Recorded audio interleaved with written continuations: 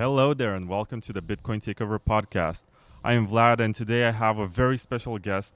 His name is Amir Taaki, and if you have joined Bitcoin as part of the 2017 or 2020, 2021 class, most likely you're not going to know who he is.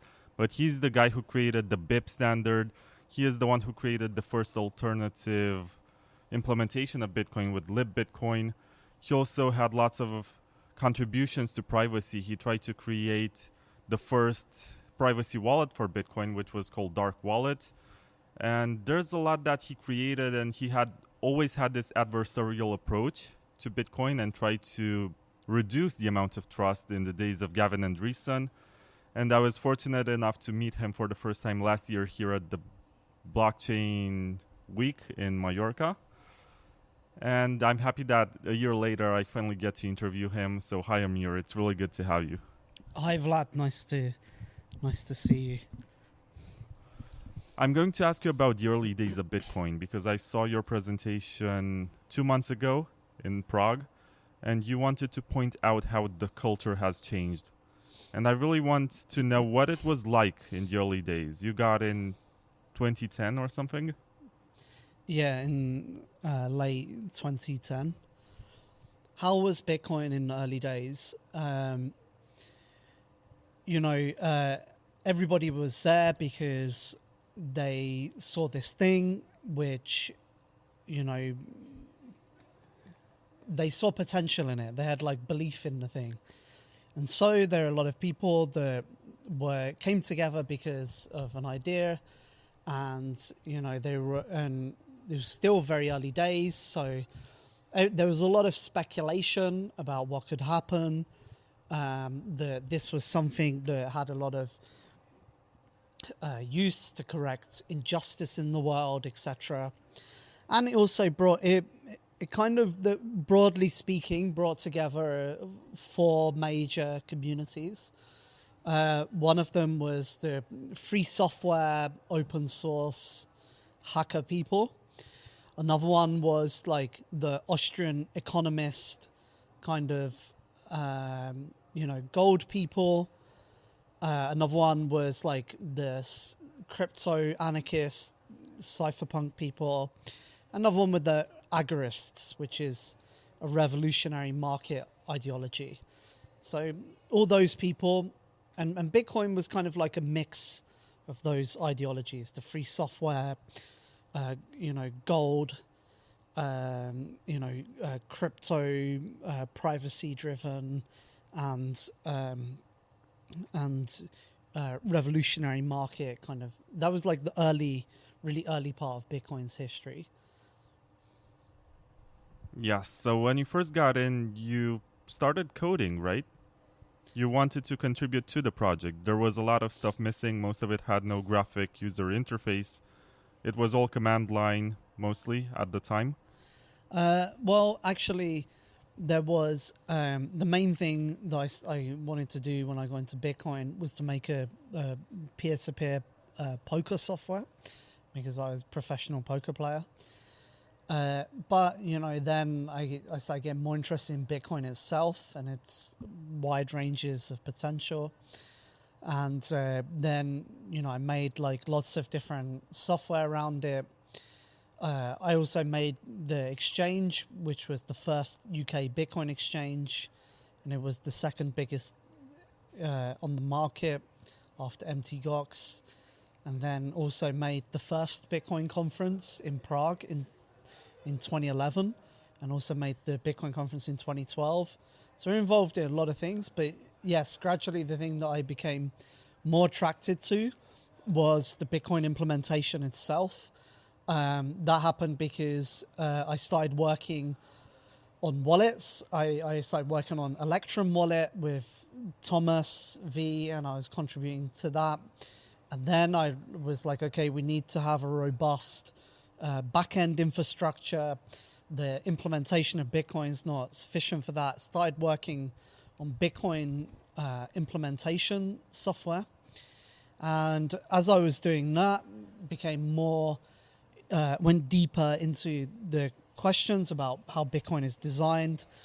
Started to work a lot on the anonymity, privacy question, wrote the first implementation of CoinJoin, wrote the first implementation of stealth addresses, did a lot of research into privacy, anonymity in Bitcoin, and that kind of became my main interest or main focus about Bitcoin.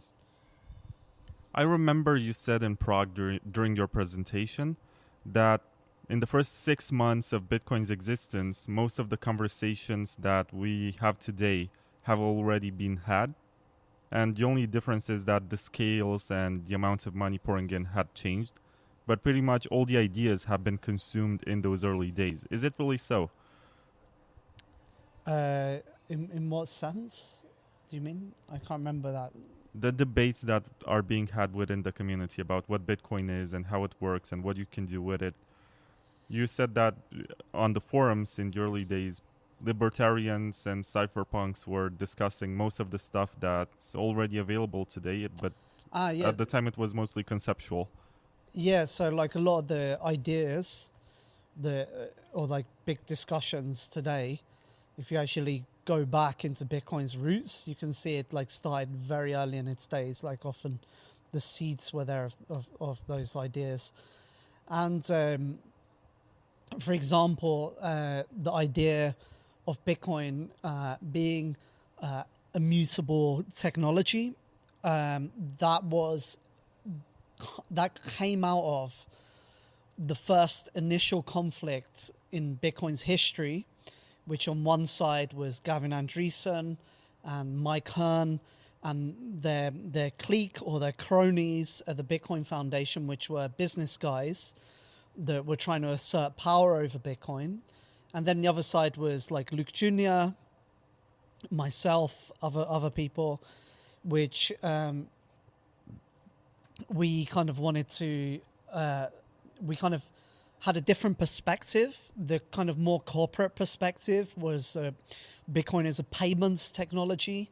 It would be augment the credit cards and the banks, the financial network. They're very much into having big money institutions, mass adoption, etc. Whereas our side, which is a more idealistic side, we would say this is where this comes from in Bitcoin is that, you know, Bitcoin is not for buying a coffee. You know, Bitcoin is like a new form of money. That was what we were said. That come actually directly from us, and we placed more emphasis on. So those guys, they saw Bitcoin as a product, and you know, the product to get mass adopted, it has to be like user friendly. Payments have to be cheap, etc.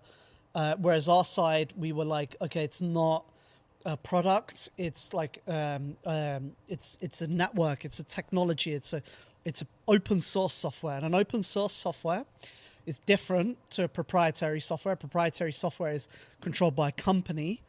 So, for example, like Microsoft Windows or the iPhone, or you know, I don't know, Photoshop. They all come from companies, and when the company, the marketers go, okay, we need to do this, then they say, okay, we're doing this. Whereas an open source project or a free software project, the stakeholders is the community of people around it, the developers, the people who contribute code, and it's typically more decentralized, and there's a coordination that happens. So when the community wants to change, shift focus, shift strategy, there's a process where you have to go and you have to build consensus, and you have to gain support from all the stakeholders in the community who, you know, after a while you construct this consensus that becomes the basis of a new standard which you move towards. So the thing we felt threatened by was that these guys were trying to close off or capture power. So, for example, by trying to exclude developers, like that's what Gavin, like the first presentation about Bitcoin was actually by me in Amsterdam at a conference of bankers called the EPCA. And after I did that, Gavin Andresen DM'd me on IRC, and he said, look, hey, I saw your talk. I think you should not talk about Bitcoin in public again. I was like, dude, who the fuck are you telling me what to do? So anyway, and then, you know, and then also like whenever I tried to submit code, he'd reject it. It became very difficult to contribute to Bitcoin. And on the other side, we started to witness that they were like making these rapid changes to the Bitcoin code that weren't undergoing the proper community process, the democratic community process. So that was why we started to put in place standardization, because we're like, look, we need to slow this stuff down. We need to prevent this capture that's happening. So that conflict or that ideology has evolved today into this conservatism that exists about Bitcoin, and people reason like Bitcoin should never change, etc.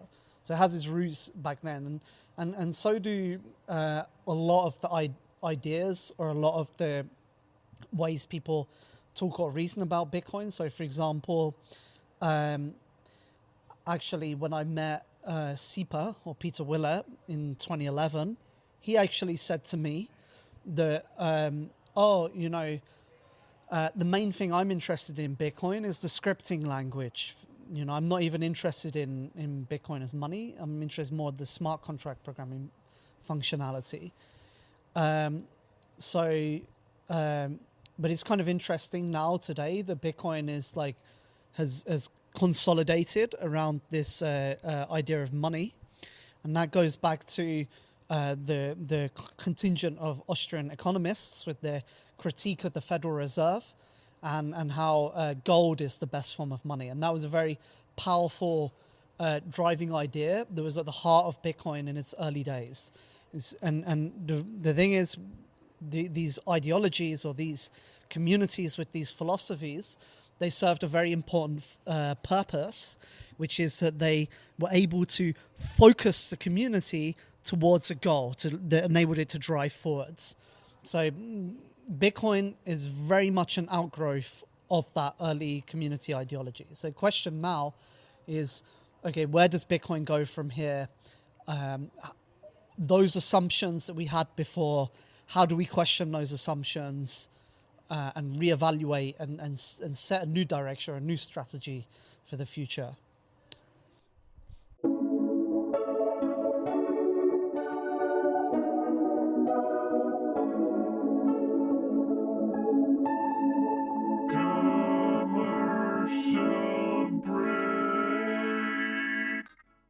After Mt. Gox collapsed, that was really the precipice of me saying, right, this has to change. We need a totally transparent exchanging system and base it on gold instead of fiat. Vaultoro is the hard money exchange which helps you beat inflation with instant swaps between the best stores of value known to man, gold and Bitcoin. Unlike most exchanges, Vaultoro understands the importance of transparency and security. All gold holdings are secured in top-tier Swiss private vaults and fully insured against theft, fire, and more. Maximize your purchasing power today by going to vaultoro.com/Bitcoin takeover. This is not financial advice, but gold has been humankind's most reliable store of value in the last 6,000 years. Do your own research. Use promotion code TAKEOVER for a one-time bonus of 1 gram of gold for the first 50 new customers buying gold with Bitcoin.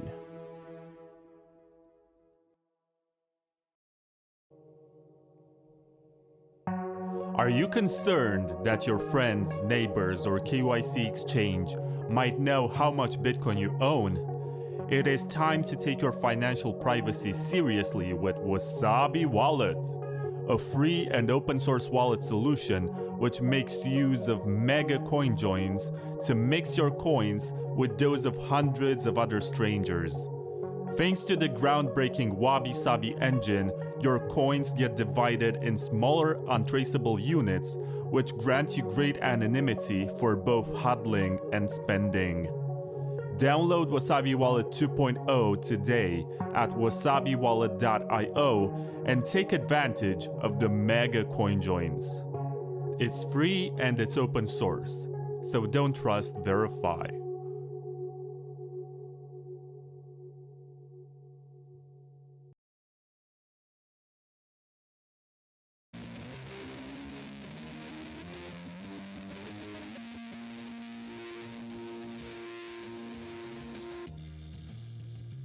What are you going to wear when Bitcoin hits $1 million? The same old $20 t-shirt? Try Maison Machi, the designer clothes made in Paris by Bitcoiners for Bitcoiners. They're not your average mass-produced sweatshop clothes. Machi will ask for your measurements and tailor every piece of clothing according to the shape of your body, so you always look and feel great in your t-shirt, hoodie, or dress. It's all made in France by real artisans who also happen to be Bitcoiners, which is why Maison Machi only accepts Bitcoin as payment for their clothes. Get a Maison Machi t-shirt or hoodie today. It might even help you find a girlfriend. And once you do get a girlfriend, you can also buy her a Maison Machi dress. Stop having fun looking poor and check out maisonmachi.com. That's MaisonMaachi.com.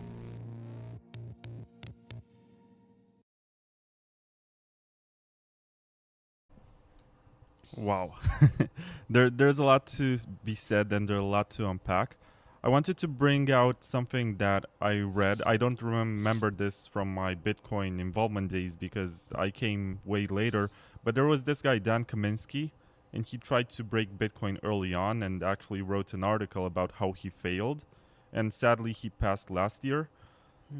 And there's always this difference of understanding of what Bitcoin is. Even today, you have the self-proclaimed Bitcoin maximalists who are actually Bitcoin conservatives, in the sense that they claim that everything that is not Bitcoin is a scam, including the stuff that gets built on top of Bitcoin and is not the base layer, and we should have ossification as soon as possible.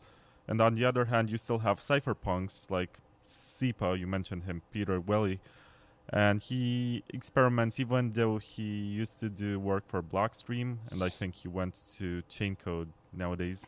But I think he contributed to a scripting language for smart contracts, which is called Simplicity, which is proprietary by Blockstream, I think. I'm not sure if it's open source. I don't want to say something stupid, so I'm going to leave it there.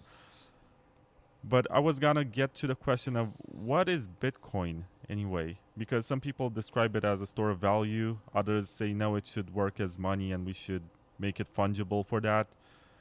You even had your attempt to make it fungible with a privacy wallet. But is it also Ethereum stuff with counterparty? Because that's a thing that exists. There's also Lightning Network. There's also RSK, which imports smart contracts from Ethereum on a merge-mined sidechain. It's like a huge ecosystem. It's a platform for lots of stuff, yet we resort to narratives when we describe it. Yeah, that's sad about Dan Kaminsky. So, R.I.P. to him.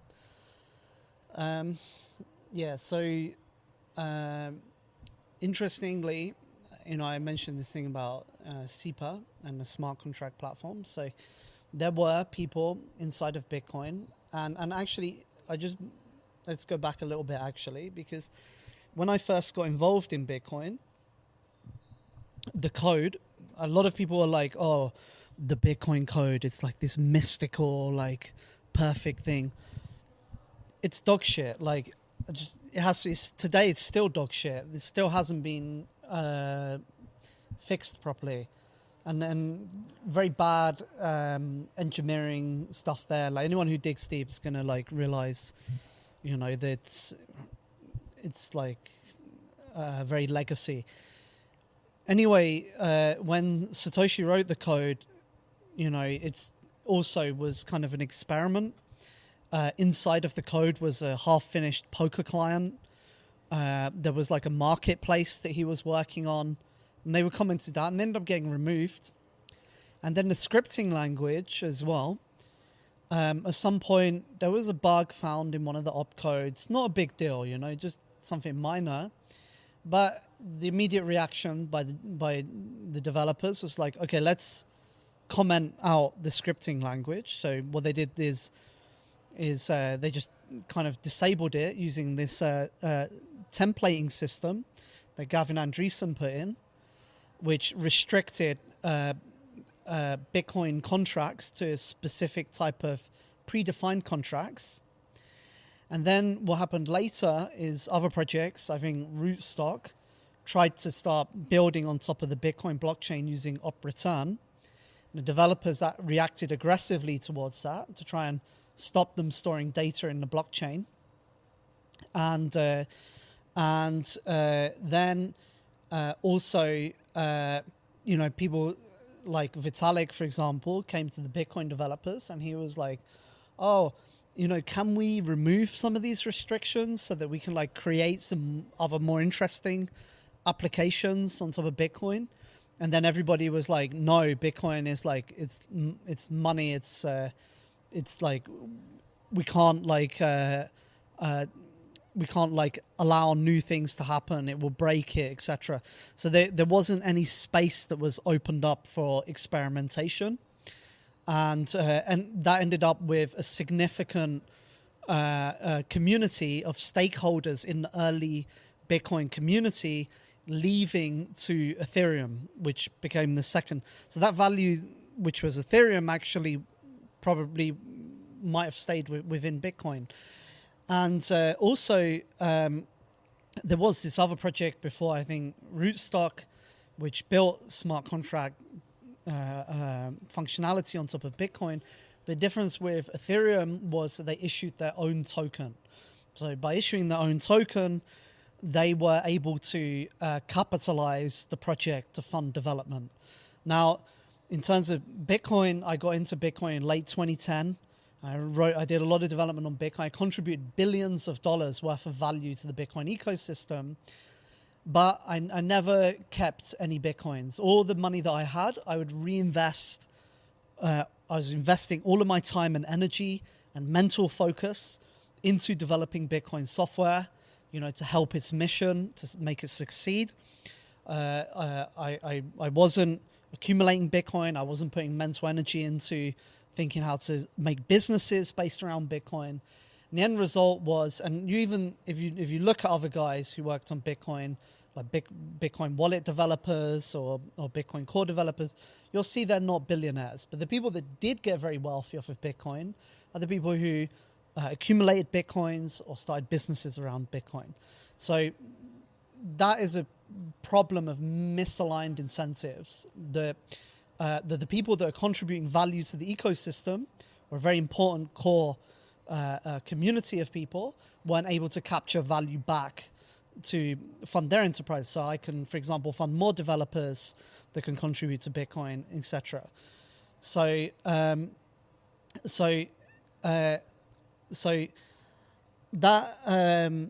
that change to the scripting language was only meant to be temporary, but it somehow ended up becoming permanent over the long course of history of Bitcoin.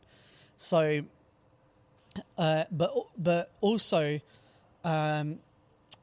there is this economic ideology which is very rationalist, which a lot of people believe that, if there are other crypto projects which are able to gain value, that they're somehow taking value from Bitcoin.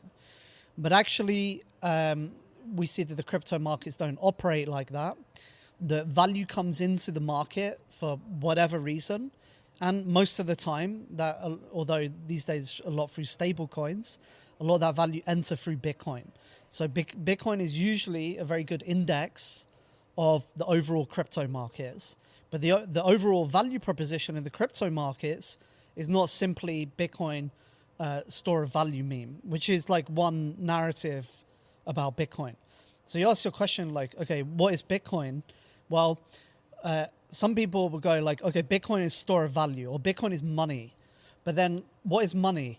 Okay, like money, it can be a store of value. It can be a means of deferred payment. It can be a medium of exchange, etc.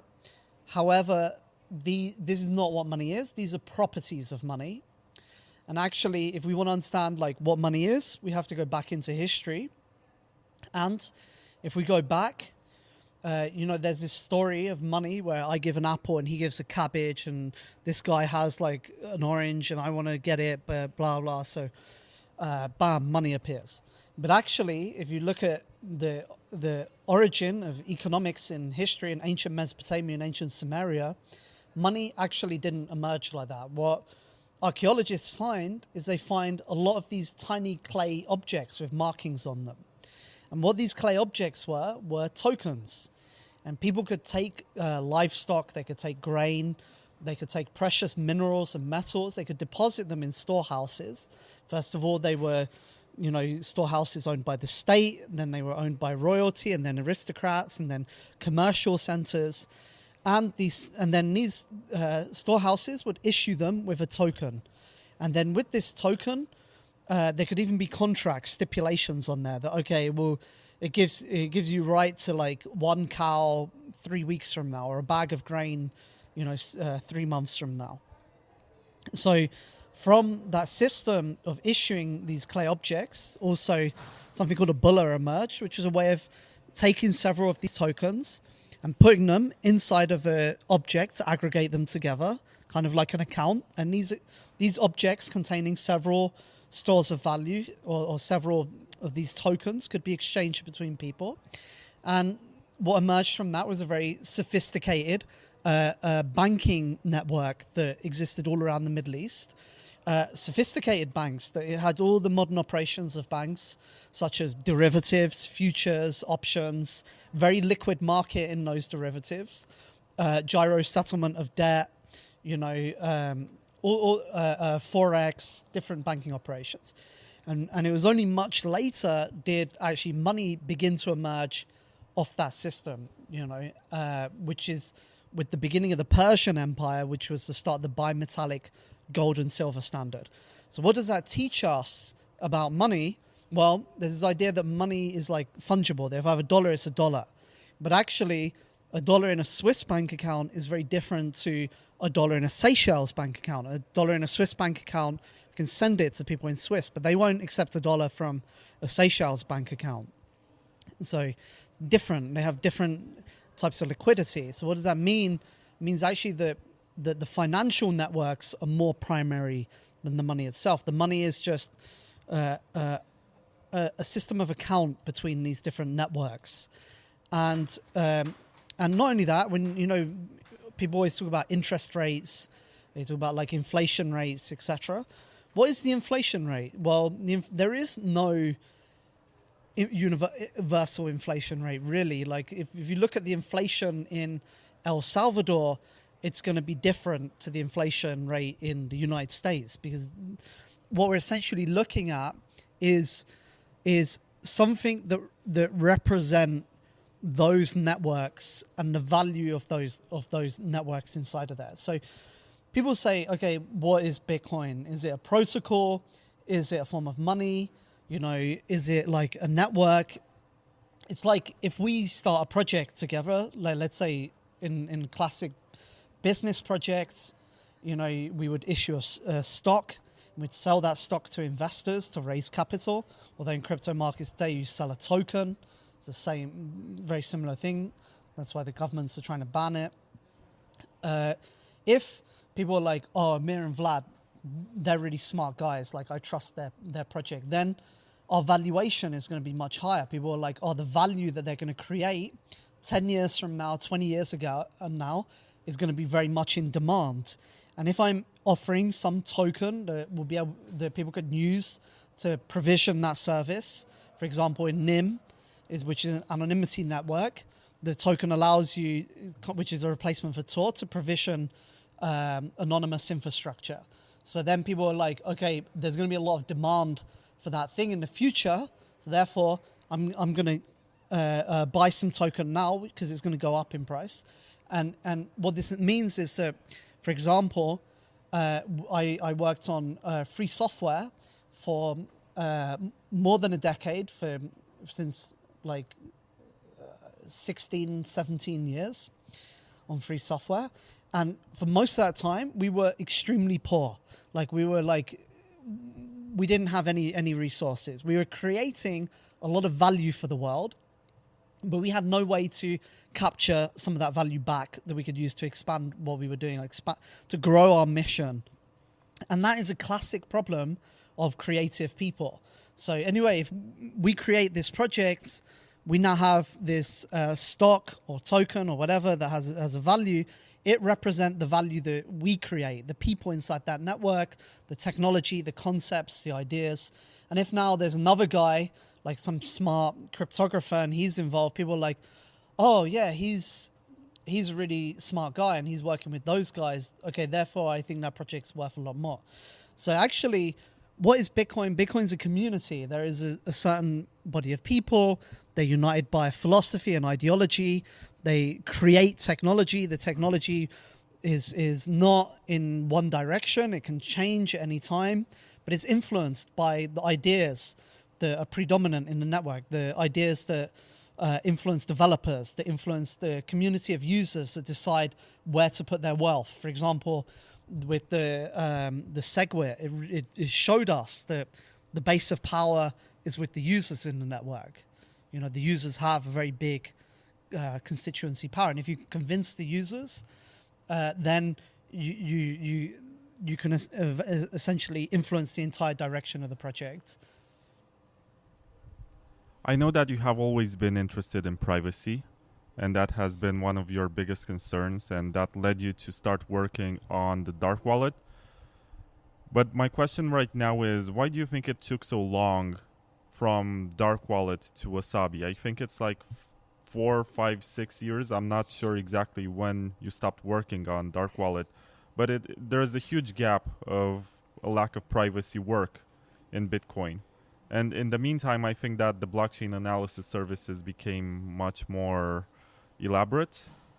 So why do you think that there's such little interest for privacy in Bitcoin? I think it's to do with the economic incentives. There's not, like, if I work on a privacy wallet for Bitcoin, a lot of this stuff is very difficult. I have to invest like all of my energy every hours of the day. And, you know, right now I have a team of developers and I'm completely obsessed with mathematics. I have like very little time to write code, but I write some code as a kind of concept for my team, and I give it to them and I guide them, and they're very competent guys. And, you know, they also can be working on very important projects for humanity, like, you know, one of our developers, he was making a mobile phone operating system. Another guy is really a smart engineer, etc. They also have like no shortage of important mission critical things to work on, you know. So, you know, so that stuff all needs funding really, and needs money. But the problem with the Bitcoin is that there's a lot of it, like, for example, Ross Ulbricht, he's a martyr for the Bitcoin cause, and he is the main reason why Bitcoin is where it is today, essentially. And he and his mum tried many years to raise money from the Bitcoin community, couldn't raise any money.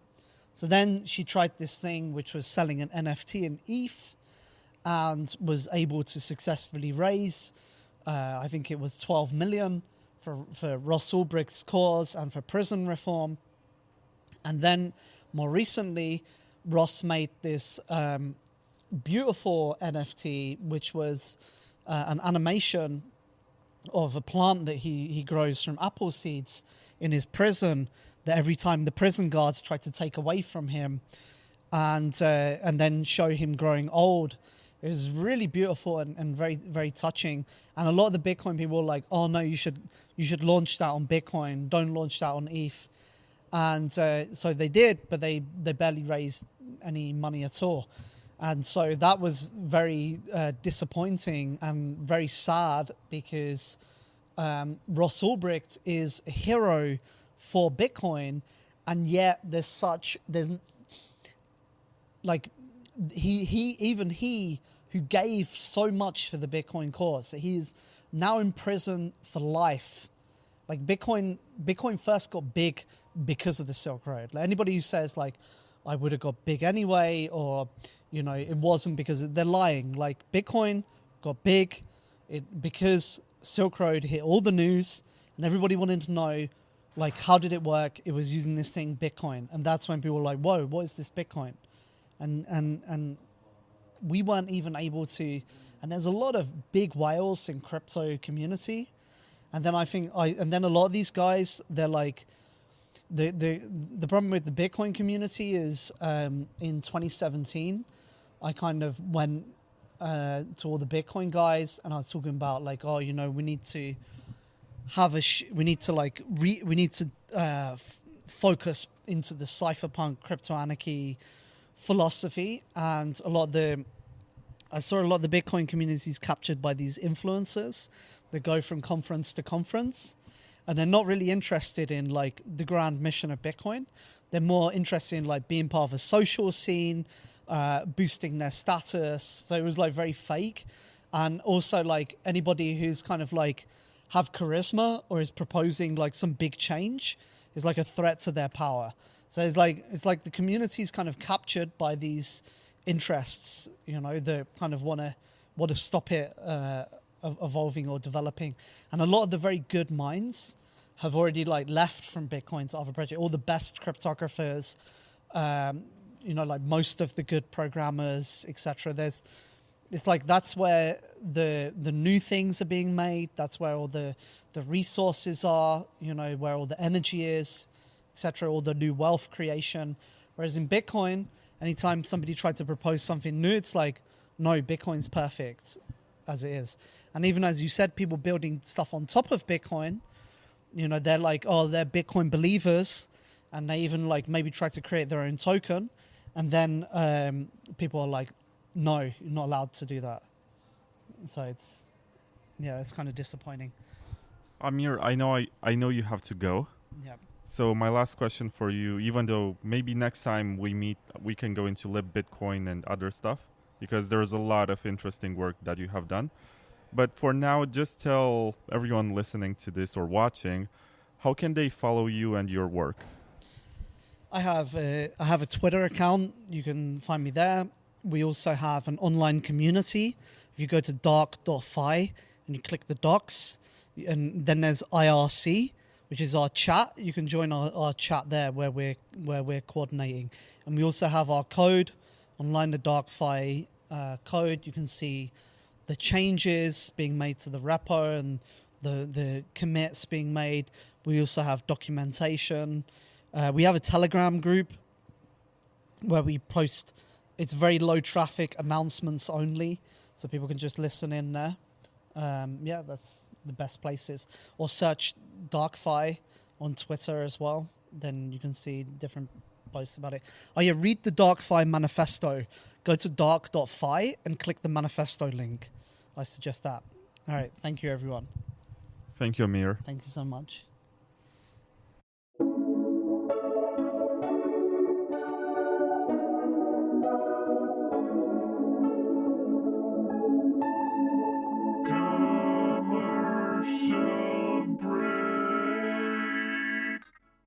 After Mt. Gox collapse, that was really the precipice of me saying, right, this has to change. We need a totally transparent exchanging system and base it on gold instead of fiat. Vaultoro is the hard money exchange which helps you beat inflation with instant swaps between the best stores of value known to man, gold and Bitcoin. Unlike most exchanges, Vaultoro understands the importance of transparency and security. All gold holdings are secured in top-tier Swiss private vaults and fully insured against theft, fire, and more. Maximize your purchasing power today by going to vaultoro.com/Bitcoin takeover. This is not financial advice, but gold has been humankind's most reliable store of value in the last 6,000 years. Do your own research. Use promotion code TAKEOVER for a one-time bonus of 1 gram of gold for the first 50 new customers buying gold with Bitcoin.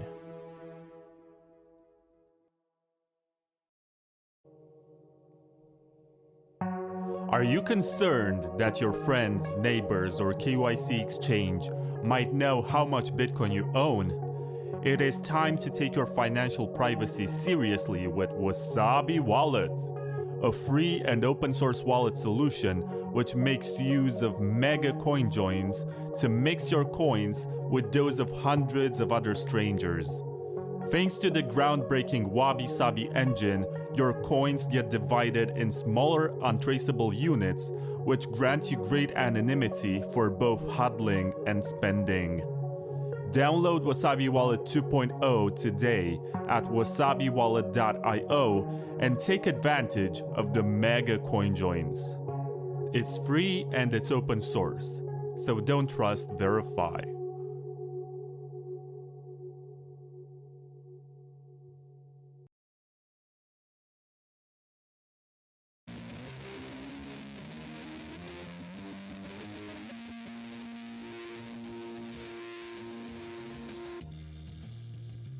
What are you going to wear when Bitcoin hits $1 million?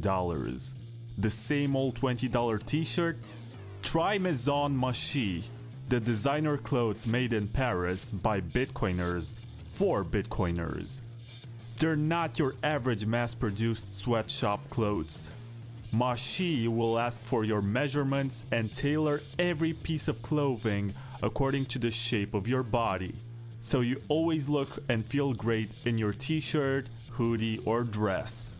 It's all made in France by real artisans who also happen to be Bitcoiners, which is why Maison Machi only accepts Bitcoin as payment for their clothes. Get a Maison Machi t-shirt or hoodie today. It might even help you find a girlfriend. And once you do get a girlfriend, you can also buy her a Maison Machi dress. Stop having fun looking poor and check out maisonmachi.com. That's MAISON MAACHI.com.